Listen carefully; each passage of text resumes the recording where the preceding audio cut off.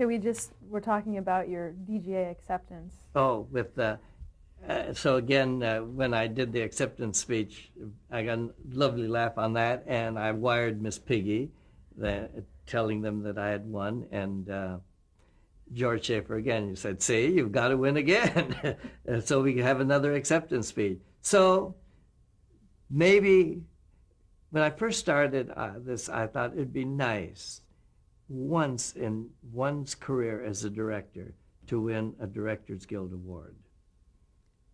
Then I won one. Then I thought it would be nice to win two, to have your directors honor you. They did that twice. Now, in the sunset of my years, it'd be nice to find that one show that comes along that says it deserves recognition from the Directors Guild.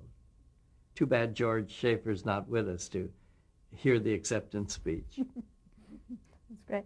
Well, since obviously hopefully the third one will come, and you have this experience, what is the most important thing you think in creating a successful variety special? What is it that makes it work?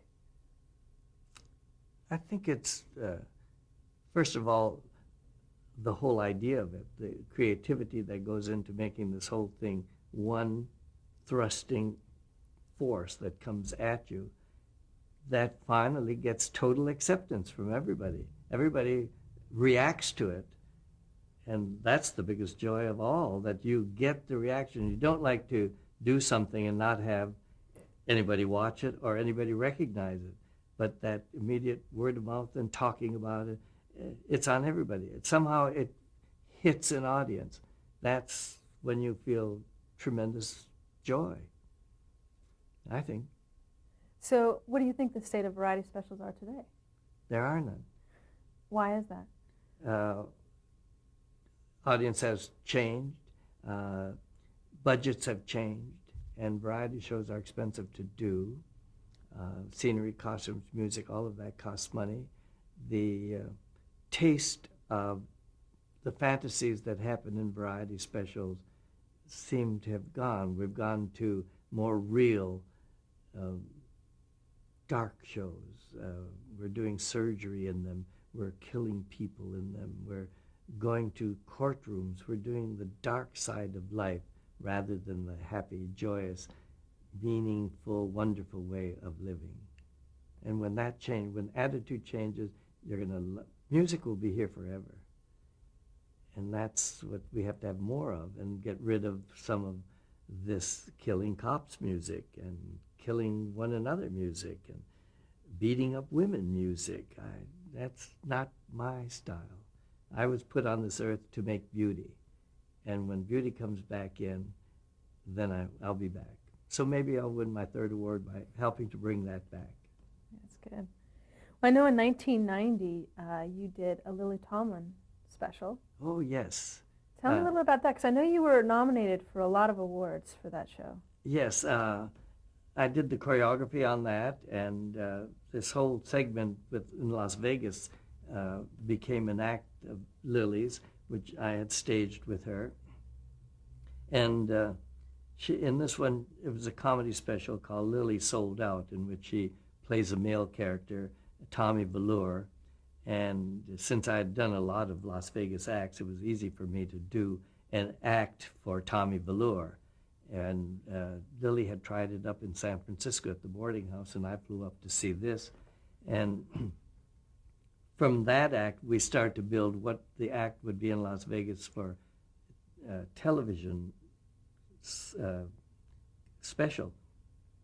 And as we talked, more ideas came up, and the wild one on a motorcycle. She had never ridden a motorcycle in her life, but we had to do the wild one with dancers and such. And that morning in the wing, she learned to drive a motorcycle on stage and stop. And she said, "How do I end my act?" And I said, "I have the ending. During some song like I'll Build a Stairway to Paradise or something, you walk up a staircase and dive into a flaming tub of water." She said, "Perfect, perfect, how wonderful." But we couldn't use flames. We were so livid. I said, "We'll send the audience away." and then the double can dive into the tub of water. And no way could we use flames, but she did anyway. She climbs up the steps, and then we put the double in, and then put Lily in the vat, and she comes out of the vat, but her bus pads are floating on top. She said, "Perfect. I have to have that as an ending." So all the way through, we were having a wonderful time shooting all this. The number which started with an egg that floats in and cracks open, and out she comes. Insanity. But then she said, while we're up there, I need a date for Ernestine, her telephone operator, Ernestine. And I said, I have it, Lily. You know who your date should be? Liberace. Tony, can you get him? I said, I'm a friend of Liberace, of course, and we're going to be up there. And I got into hot water for this because I called Lee and told him, Lily's up here doing this, and Ernestine needs a date to be in Caesar's Palace with her, watching Ernestine as Tommy Velour on stage, and I think you should be her date. He said, I love that. That's funny that my girlfriend is Ernestine. I said, you have to be in the booth with your candelabra and your fur coat. I got him there, and we did it. His manager, we shot it, and the manager called the next day, and I knew him when he said, what are you doing going around Lee? I said, oh, come on, Sheldon. This was just a little thing, and it was great fun for Lee. I didn't see any need to go through the manager. Lee's a big boy now. He could make a decision, and it looks wonderful. You'll love it. So I cooled it that way. And of course, everybody was happy. We won Best Comedy Award that year. And Lily and I are friends today. That's great. Forever. Well, one woman we didn't really talk a lot about was Raquel Welch, and I know you've worked with her. Yes, Raquel called to do, she was going to do a special called From New York with Love, Raquel, and the guest on that was going to be Mickey Rooney.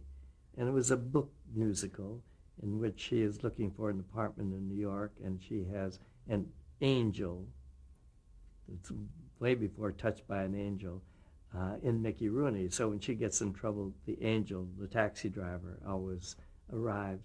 And she had many musical numbers to do in it, and really singing and dancing, and she'd come off nightclub circuit doing singing and dancing. So in this one, people were rather surprised that she sang and danced so well. And in the shooting of that, there are times when absolutely we stopped the crew, because in shooting a subway scene, for example, one time Raquel was wearing a dress that she could wear absolutely nothing on underneath because it had big holes in the side, so you couldn't have a panty line or a hose line or anything, or any bus pads, because everything would show. It had to be skin, just skin underneath, down, it came all the way down the hips. And we started to tape the scene. Well, she had movements where she had to do inward movements like this, and a dancer by the name of Danon was on the floor dancing in front of her. He went ape. He just lost everything, and I didn't know what's happening to Danon. And then there were murmurs going on the floor, and when I said, cut tape, what's going on down there? And they said, well, maybe you can't see it from up there on camera. She's wearing nothing, and when she raised her legs, we can see Cleveland. So I went down, I said, Raquel, we have to change some steps. She said, no, it felt a little windy down there. So I said, we won't raise the camera, we won't raise our legs quite so high. Well, when we reshot, she raised her legs even higher. And poor Danon was destroyed, because he adored this woman anyway. So I finally just came down. I said, we just have to keep our legs down for this. So we went on with the shoot. Then comes the lip, where she has to be raised overhead. Well, as she's raised overhead, everything comes out, and we're on a camera up here. We go, oops, that's not working either, is it? She's just loving and just going on dancing. So cut.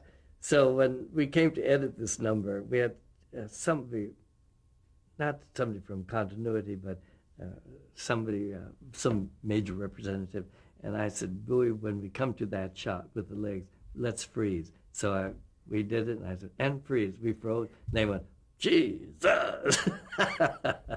So we have Raquel on tape.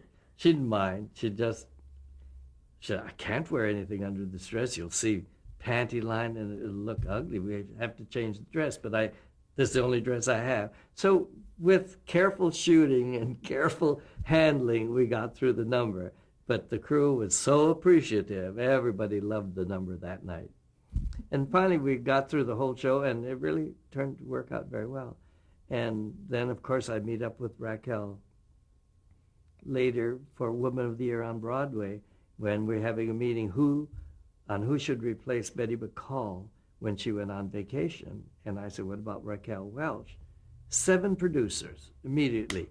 Can she sing or dance? I said, Ken McCall. Raquel came in, and I put her into that show. So how was she to work with? I guess people thought she was difficult at times. Well, Raquel can be difficult because she knows who Raquel is, and she doesn't like to stray from that character when she has to do it publicly. She wants to give you Raquel. So if you don't understand that, you're going to have trouble. If you want her to do something else, and it's not, do I make sense, you know? Mm-hmm. She is that woman. Her audience likes Raquel. She has to come out with the big boobs and the tight dress and her hair and makeup perfectly, and she has to be a little risque and a little funny and be that, and that's what sells. And that she packed the houses in New York being Raquel, and she knows who that character is. The makeup man can start her makeup, but then she does it herself. She finishes and touches. She knows what that package is, and rightfully so, because that's Raquel. That's right. So if you understand that about her, you're fine. Right. Obviously, I did, because we got on famously and dined together and talked to each other. We're still talking to each other. Well, that brings us to currently, to today. And what are you currently working on? Well, I just finished a project that I think we'll see on the air in March. I shot, in the past I shot The Nutcracker with Baryshnikov. Fantastic experience.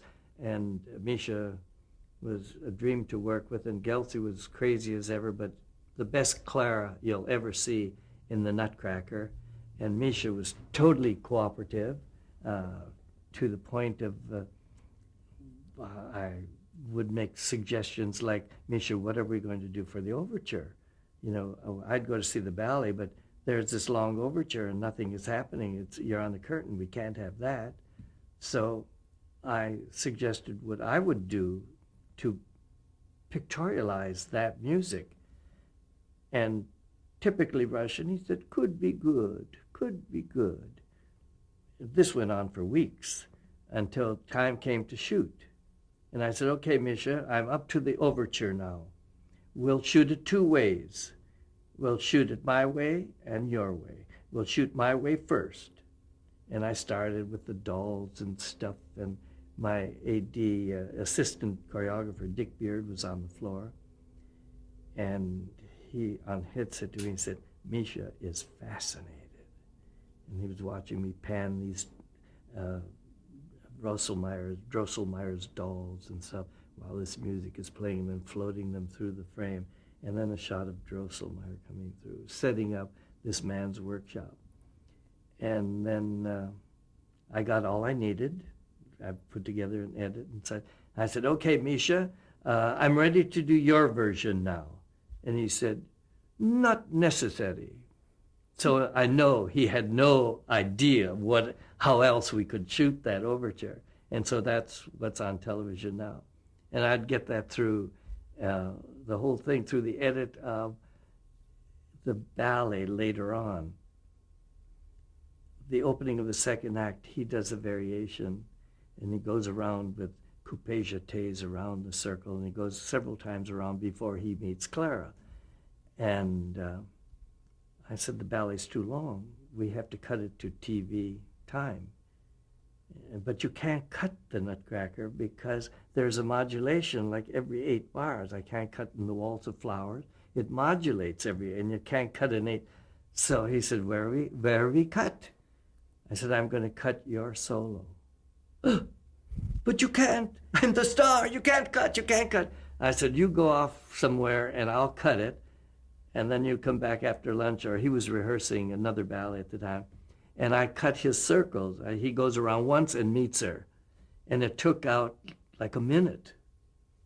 And I think that's all I needed. And I said, I've got the cut. Here's how your solo goes now. And I played it. And he looked even, mon cœur est gratiné. My heart is in shreds. But it works. It works. I said, of course it works. It works just great, Misha. And that's as you see it on TV. And it's seemingly has become a classic because they've aired the Nutcracker every year since we've done it. And that was like 10, 11 years ago. That was or in more. the 80s? In the 80s, I think. That took us 9 days to shoot up in Canada. Freezing Canada. We needed a stage the same size as the Met. And the one up at in Canada at KFTO, I think it was, is where we shot that. So I had a wonderful time with Misha. The legend, the star. And his opening, I said, Misha, we never see you as Misha until the second act, because in the first act, you're in the mask all the time. So we have to, at the beginning of the ballet, in the overture, shoot you as Misha and Gelsey as Gelsey in rehearsal clothes. And that's how the whole ballet opens. And I said, I would like the very opening movement to be you doing a tour jeté. The best tour jeté you could possibly do at the peak. The best form at the peak. Don't worry how you come out, because I'm going to do something. And when I put it together, I said, Misha, this is how it starts. And he went, oh, it's beautiful. Because in silence, I have him do his preparation. So the first thing on the screen, you see Misha appear, silence. He does a tour jeté. And at the peak of it, I freeze him, and the first note of music starts. And he went, oh, it's beautiful. So it's better not to tell him too much. Just do it. That was in 1977. Is that when we did Yeah, it? 1977. And it's still on, so Yeah. it's 20-year run so far. My gosh. I know it's playing somewhere because the check comes in. And the Lily Tomlin thing, I was just thinking about, it's 1981. I think I Oh, said yes? 1990 or something. But I just wanted to make sure we cleared up that date. But you were beginning to tell me about what you're so I thought now I'm following up with another ballet. The Cleveland Ballet, again, I knew the producer and said, you have to shoot this ballet. And it's a ballet choreographed by Dennis Nahat, who is the choreographer in residence for the whole ballet. And it's an hour-and-a-half ballet done to all Elvis Presley songs. And it goes from period, like 50s through high school, through Army, through later in life, and so forth, out to almost today. And we shot that up in San Jose, and it's been edited and will be on PBS in March. So that's to wait for. And now on Christmas Day, I've shot the holiday gospel music event. I shot at the Forum, and it'll be on December 25th. 3 o'clock in LA. And it's in syndication, so it's aired in several cities. But evidently the cities it's aired in have responded very well, because we're already discussing doing another one for Easter.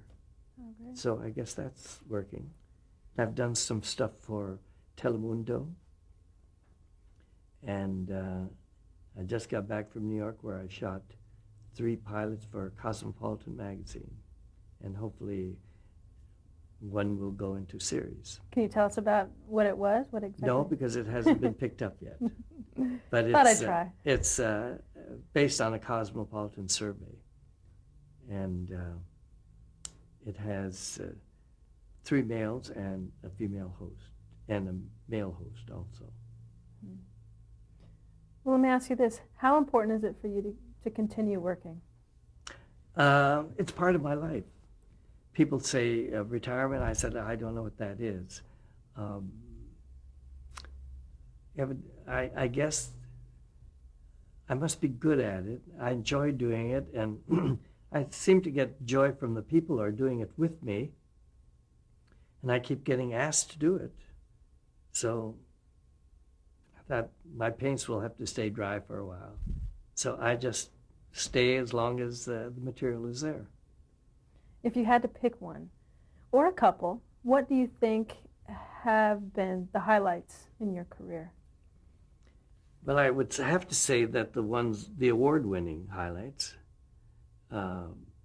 Mitzi special, John Denver and the Muppet special, and of course Shirley MacLaine's special. There was another award-winning, I forgot to put it in. I'd forgotten that I had done it. Invitation to the Dance with Julie Andrews and Rudy Neriev won an award, but that just went by the wayside. But the producers said, how come you weren't nominated or there? I said, I forgot we did that. I never put it in, and nobody else put it in. So the show won. But I said, well, so that went by. Of course, high points are working with Shirley and Mitzi and Julie and Raquel. Working with these celebrities are the peaks. I never think of anything lower. The time with Doris Day and John Denver was a suspended moment in time. Again, we had a studio that just never stopped. We worked on a closed set, but people were just clamoring to get in. But our sets overtook the whole stage. There was no room for people.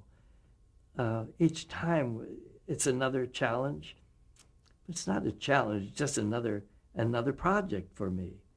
And so I look forward to each one of these with the different celebrities. And we speak the same language. And I think all of that comes from having worked my background from the ground up. I know them. I know these people. And they know I know who they are. And that makes it much easier than to have been only a technical person. I've lived and done the same life that they've done. And so it's comfortable for me. Plus, I guess I'm good. So do you have any regrets at all, looking back? Maybe the only regret would be nice if I could have been a little taller. It seems to me the taller people are the first choice, forgetting that short people also have great talent. You think being taller would have made a difference in anything? Probably in being chosen more quickly. That's funny. So how do you think you've influenced dance and choreography for television? Do you see your influence today? Well, I think if there's an influence, I think generally what I get from other dancers and choreographers were that, oh, those dances were so good. And I always thought, to keep dance on television, be sure you make it the best you can, and be sure that the numbers that you do cause a certain respect for the dance. Don't just do filler. Of course, to have a job, sometimes that's what you have to do, just the background work. But in doing the things like we did on Danny Kaye, we worked hard at those and had good dancers and made them dance. So you had to see the dancer in the dance. And I think to do that for the dancer is a big, big plus. And I did that. Make the dances count. Because it's expensive to do dance. Because you need arrangements and you need costumes. And the dancers last for only a couple of minutes. So that's an expensive 2.5 to 3 or 4 minutes on TV to a producer who looks at it and says, I can get a star for that amount of money, and they can do 3 numbers. So I say the way to beat that is make your dance good, make it work, make it say something. And evidently we did that for Danny because he wouldn't even be in them. Just let the dancers have their moment. If we could get to that again, it's difficult. The thinking is not there. The appetite is not there. Maybe one day I can bring it back.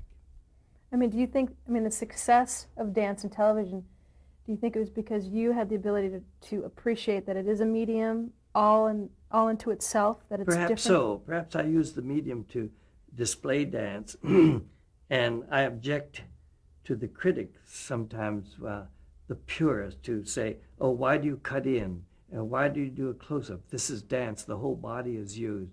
Well, pardon me, but so is the head and the feet and the hands and the ankles and the butts and the breasts and the backs. Those are all part of the body, and we should see that. We should see that in dance. So staying head to toe is not doing a service to dance. I'm sorry, I object to just sit on a wide shot and see all of the choreography, which sometimes is very bland unless you see what the dancer is doing besides a head to toe of him. You have to get in and struggle with the dancer. And I object to his purism. Oh, we must see the whole work. Why not see the close-up? I think. So I'm going to fight for that.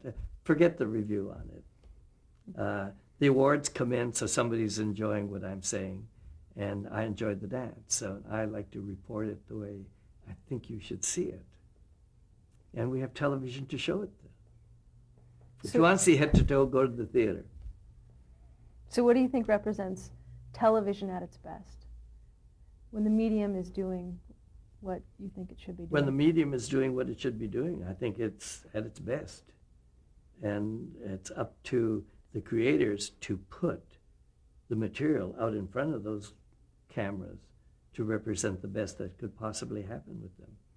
So don't just aim a camera and shoot it. Have something out there in front of it, which means everybody has to do their best.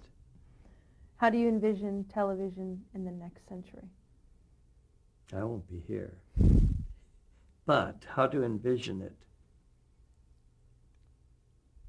Hopefully more musicals, much more representative music, and much more happy television. Not necessarily everybody in the kitchen all the time. So much of that right now. They have changed, though.